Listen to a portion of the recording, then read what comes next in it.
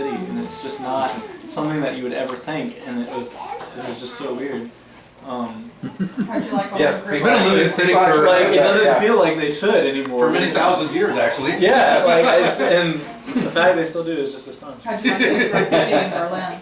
What? The graffiti in Berlin. Oh my God, I'll get to that. Berlin is just something else. So then after Venice, we went to Rome, and it was cool because a friend of mine that had gone and was in our program, like she transferred to LSU like a year ago. She was doing a study abroad in Rome, so she'd been in Rome all summer long. So when we get there, we meet up with her, and she already like knows everything awesome and just like shows us around. Wow. So it's just like all right.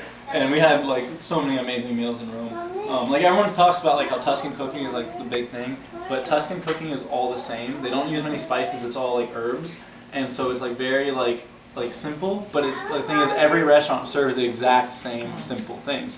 In Rome, it's like right in the middle of the north and south, so it serves like so much diversity comparatively. So it was cool to go to. And then while we were there, we did a couple small excursions to like. Tivoli and Hadrian's Villa, which is like ancient ruin type stuff.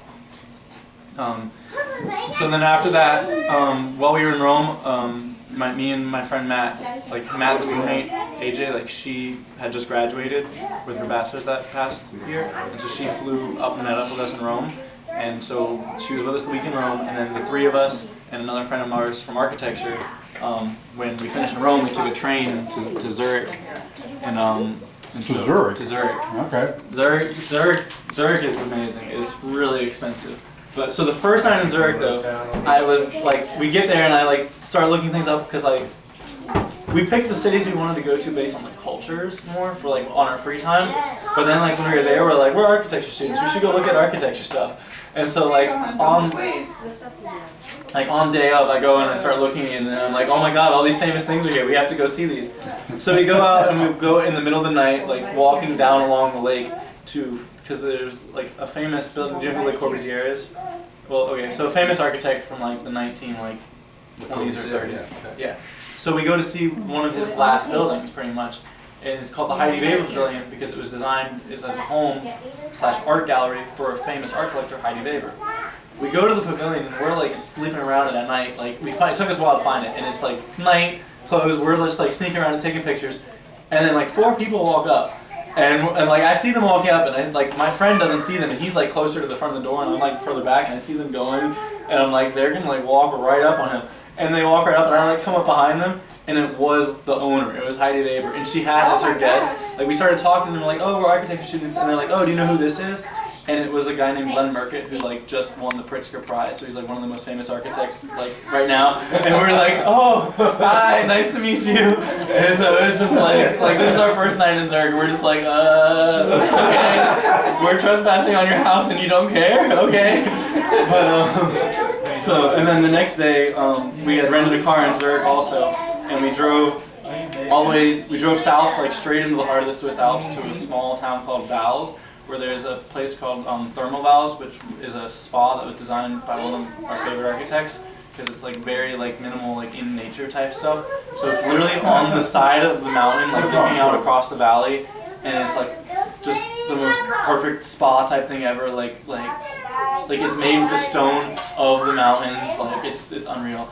We were there like all day, and I slept in 3 different places, and there was like it was just amazing. Like and then we went back to Zurich that day for dinner. We had dinner there, and the next day we just we rented bikes and we rode around the city to a couple different places. But it had gotten really hot in the time between like that week in Rome and while we were in Zurich, and there's no AC anywhere because like they don't need it. It's only hot for like 2 weeks. So like we were there for those 2 weeks, and so we were just like thinking that maybe riding the bikes would cool us down with the breeze. Totally didn't work. So we just like parked the bikes and just jump in the lake and just swim for the rest of the day. The lake is literally like 40 feet deep and crystal clear. You can see the bottom. Like, and there's like swans swimming around and like and cold. And it's cold and it's like so hot. It's 2 degrees above freezing. Yeah, like it was the most amazing thing ever. Don't let kids come in. And About that. And then we're all busy. The next day we got on a train and we went to a place called Fusen, which is a town in Germany. We went there because there's like it's the castle that the Disney castle was based off of. It's called Neuschwanstein Castle. Yes. So we went there because my friend AJ really wanted to see it, and then we're there and we were all like, this is the most touristy thing ever because they don't like let you go anywhere, and it's just all like very guided. But afterwards we went and we had dinner in the small town, and I ordered Orknuckle, and I got, there's a plate with like red cabbage, the sauerkraut, and a hunk of meat like this big. And like their beer choices are either the Heffy or the dark Heffy, and I'm just like, okay. And so it was just like So you don't have the Heffy? the most German meal ever. It was amazing. And then we just like wandered around a bit, and then we caught a train at midnight from Fusen, and we took that train to like another small town, got another train to Munich, and we had like 3 hours in Munich in the middle of the night. So we just like wandered around the That city. was all? Aw. Like, yeah, it was really sad. But it was a great experience though, because we wandered around the city. We found like a park and like a big just open like grass court in the middle of the city, and we just laid down on the grass and slept in the middle of the city for like 3 hours, like underneath the stars. We wake up and we're like, all right, let's go get on our train. We catch our train to Berlin, and we get to Berlin the next morning. Too bad he didn't like it.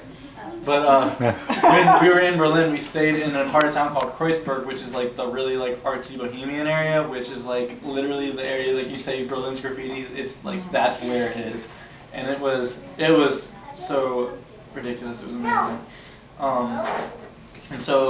And then while we were there, Sounds like a pretty forgettable trip to me. Yeah, you better remember that. You better write it down. Yeah, I don't know whether you'll remember this anywhere. A few years from now, you'll be like, yeah, you know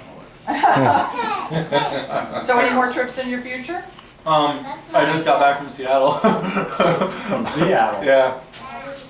But so when we were in Berlin though, my friend that like was the roommate of my other friend, AJ, the Megabus, she's like PR major, but like somehow at some conference she went to, she met the son of a famous artist, and so like when we were in Berlin, the famous artist like happened to be there too. Romero Brito, he does like pop art. I don't know. I didn't know who he was either, but like when you see his work, you're like, oh, I've seen that stuff before. It's just like it's pop art. But like, so he's really rich, and everyone knows him supposedly. We were like walking around, people were recognizing him, and like we went to a Bugatti like dealership, and the people at the Bugatti dealership knew who he was because he once painted a Bugatti or something, and they like let him on. They like had everybody sit in the Bugatti, and it was just like we didn't get to, but like he did, his son did, and my friend did, because like she knew him, and they were just like giddy with excitement. The people that worked there, it was just like, okay, I guess this guy's somebody. And so he like took us out to dinner at the hotel that Michael Jackson held. We ate at the restaurant downstairs from that, and the prices on things like scared me. Things should not be priced that high, but hey, he paid. And then like afterwards we went to we got drinks at some it was like some ritzy bar, but like in front of the bar, like in the middle of the street, there was just like they had like a stand set up, and so we just like sat outside of the street and had drinks. And then the next day, like our friend went up and met up with them again, and then like the 3 architecture students, we did like our architecture tour thing where we like literally got on the train, went to the complete opposite side of the city, and just walked all the way back, looking at all the different things. And there was a lot of awesome things. And then the last night we stayed. The Berlin nightlife is really different, where it doesn't start till like 2 or 3 in the morning. So like everyone waits to go out then, and so you go out basically when the sun is coming That's up. not just Berlin. That's not Berlin. That's a lot of Europe, Europe, yeah. but that's Berlin every day of the week. And so we went to try to go into this famous club, and we couldn't get in after waiting there for like 2 hours. And so we just started wandering around. We wound up sitting at this beach bar thing where it was like a beach with a bar, and we were there. And then like it was like 7 in the morning. We were going back to the hostel. No, wait, whatever. This is A beach in Berlin? it's like a fake beach themed bar type thing. Oh, okay. And so we go back to the hostel, and as we're walking there, like a friend that we met up with, someone we made friends with at the hostel was like, this is the abandoned amusement park, like 20-30 minute walk from here. And we'd already seen it before, like I'd seen pictures online, so we all get the idea to go to it. So we go back to the hostel, and we get our cameras, and we go and we take like the train for the like transit thing for a bit, and then we go to this abandoned amusement park, and like we just walk around it for like a few hours, like taking pictures everywhere. And then there was some reason in the middle of the abandoned amusement park there was a beer cart, like running refrigerators beer cart. And so a bunch of people that we met up with from the hostel like just started grabbing drinks from there. And we go and we sit on top of the warehouse at the end of the thing, and everyone's just sitting on the top of the warehouse having the drinks. and then the security guards show up at the bottom, and 3 people like got down and tried to run away, but like the last that got down was the girl, and she got caught, and so like we're all just like we can't ditch her, so we all go down. And no one speaks English, and then the police show up, and no one speaks English, and they take us to the police station. We sit there, no one speaks English, and we're there for like 6 hours. And then finally, we missed our train, and then finally, like the police chief comes in, and he speaks a little bit of English, and he talks to my friend for a bit, and they come back, and they're like, "We're gonna let you guys go because we don't want you to have bad memories of Berlin, and we'd rather have you spend our money on our culture than spend your money paying fines." And so they let us go, and it's like we couldn't get in touch with our friends that were still at the hostel because there's only like 2 of us that were here, and the other 2 were at the hostel. Yes. And so they were like searching for us frantically, and we'd already missed our train to Prague. But luckily, like 2 of the people that we were with were like they were like Harvard students that were stationed in Prague, and they had just come here for the weekend. So like the 4 of us and them managed to get another train later that night, and we make it to Prague at like 10 o'clock at night or something. Prague was really chill, like, because it was kind of overcast and raining the whole time. So every day we'd walk around for a bit and then get cold and wet and just go sit in a bar for the rest of the day because it wasn't like, it was kind of, like, it was a really beautiful city, but Sounds like a smart it was overcast and raining. Works for me. And then there was some really, like, we went through the whole like Prague Castle, and there was like a monastery with this really beautiful library. It was a really nice city. And then after that, me and my friend Matt flew back to Dublin, and we had like 2 more nights in Dublin. We just kind of like walked around, like literally like the first night we went to a bar that we'd been to on Temple Bar Road, and we just stayed there all night because someone was playing live music and it was fun. And then the next day we just like literally like sat for like 4 hours in the middle of the university and like Trinity College because there was like a graduation going on, so we just sat there and like watched everybody because we were like too tired and worn out to do anything else. And then we flew back the next day. So, it was good. Sounds like quite a trip. It was. Yes, yeah.